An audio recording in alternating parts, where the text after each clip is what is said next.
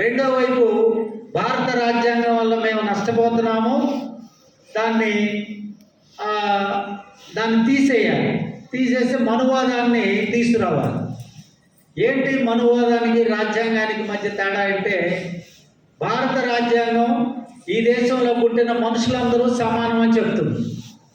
అది భారత రాజ్యాంగ నిర్మాత బాబాసాహెబ్ అంబేద్కర్ దానిలో అనేక హక్కులు పొందుపరిచి ఈ దేశంలో కులము, మతము, ప్రాంతము, జాతి ఎలాంటి వివక్షతలు లేకుండా మనుషులందరూ సమానం, వారి పుట్టుకతో సంబంధం లేకుండా ఏ కులంలో పుట్టినా ఏ మతంలో పుట్టినా మనిషికి 1 మ్యాన్ 1 వాల్యూ, 1 మ్యాన్ 1 ఓట్, ఒక మనిషికి ఒకే విలువ ఉండాలి, కులాన్ని బట్టి విలువ ఉండకూడదని చెప్పి భారత రాజ్యాంగంలో పొందుపరిచి స్వేచ్ఛ, సమానత్వం, సౌభ్రాతృత్వంతో ఈ దేశం వర్ధిల్లాలని చెప్పి బాబాసాహెబ్ అంబేద్కర్ ఒకవైపు చెప్తుంటే రాజ్యాంగంలో పొందుపరిస్తే, ఈ రాజ్యాంగం వల్ల ఈ అట్టడుగు జాతులు ఎవరైతే అనగదొక్కబడిన జాతులు ఉన్నాయో, ఎస్సీ, ఎస్టీ, బీసీ, మైనారిటీలు, వీళ్ళందరూ కూడా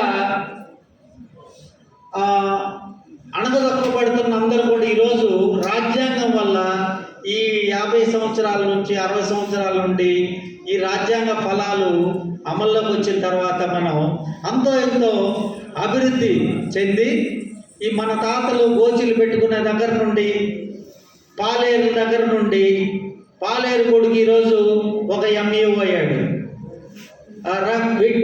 వెట్టి చాకిరి గ్రామాల్లో ఎట్టోడు అంటుంటారు, అలాంటి వాళ్ళు కొడుకు ఒక ఆర్డీఓ అయ్యాడు. కూలి పని చేసుకునే వాళ్ళ కొడుకు ఒక కలెక్టర్ అయ్యాడు.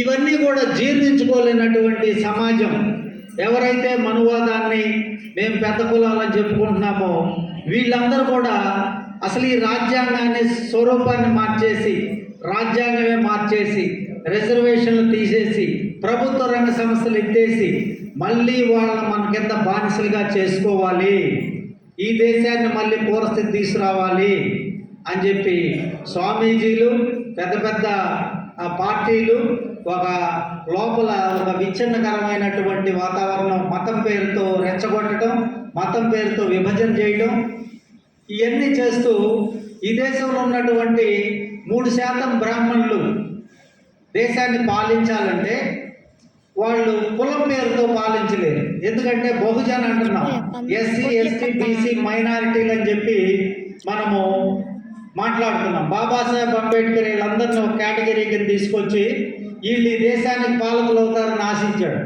కానీ అదైతే కులం పేరుదైతే కష్టం అని చెప్పి హిందూ అనే మతం తీసుకొని మతం పేరుతో ఐక్యం చేయాలని మత ఘర్షణ సృష్టిస్తూ అంతర్గత వైషమ్యాలు పెంచుతూ ఈరోజు ప్రభుత్వాలు కానీ కొన్ని రాజకీయ పార్టీలు ఆ విధంగా ఐక్యం చేసి మనువాదాన్ని మరలా తీసుకొచ్చే ప్రయత్నం అయితే జరుగుతూ ఉంది.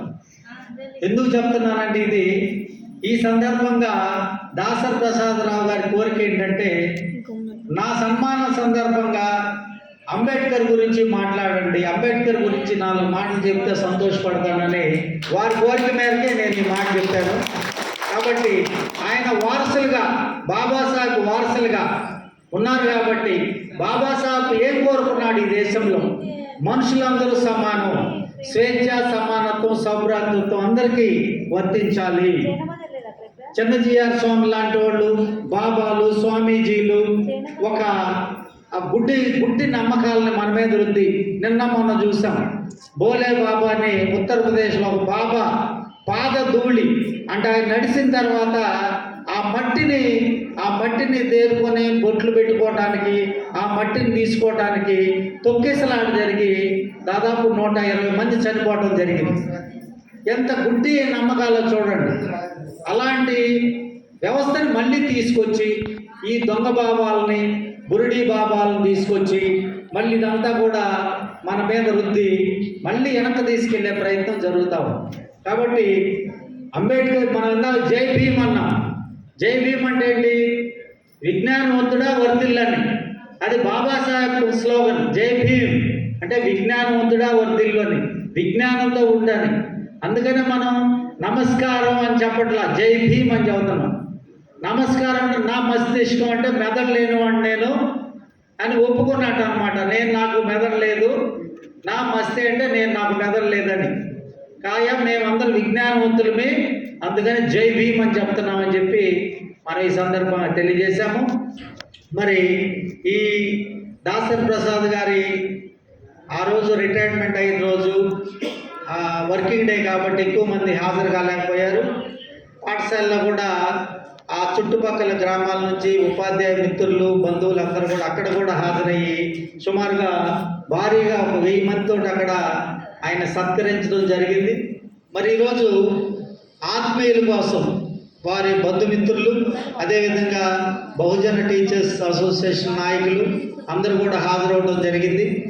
ఇంకొక అంశం ఏంటంటే ఆయన ఉపాధ్యాయ సంఘాల్లో మనకి బహుజన టీచర్స్ అసోసియేషన్ అని ఉంది. అంబేద్కర్ పూలే ఆలోచనలతోటి బహుజన టీచర్స్ అసోసియేషన్ నడుస్తూ ఉంది. ఆ సంఘంలో ఆయన బాపట్ల జిల్లాకి అధ్యక్షులుగా కూడా కొనసాగుతూ ఉన్నారు. ప్రస్తుతం బాపట్ల జిల్లా అధ్యక్షులు ఆయనే. కాబట్టి మన సంఘం తరఫున కూడా బీటీఏ తరఫున వారికి పదవీ విరమణ శుభాకాంక్ష తెలియజేస్తున్నాను. మరి ఈరోజు మనం ఈ కార్యక్రమానికి పిలిచిన వెంటనే ఎంఈఓ సంఘం జిల్లా అధ్యక్షులు బత్తుల నాగేంద్రవదన్ గారు హాజరవడం జరిగింది. అదేవిధంగా కేఎస్వి ప్రసాద్ గారు, ఆయన మంచి కవి, రచయిత. వారు మద్దిపాడు మండలం ఎంఈఓగా పనిచేసి రిటైర్డ్ అయ్యారు. వారు కూడా ఈ సమావేశానికి హాజరు కావడం జరిగింది. అదేవిధంగా బీటీఏ జిల్లా జనరల్ సెక్రటరీ ప్రకాశం జిల్లా ఏల్చూరు మాధవరావు గారు, అదేవిధంగా పాలేటి సువర్ణబాబు గారు రాష్ట్ర నాయకులు.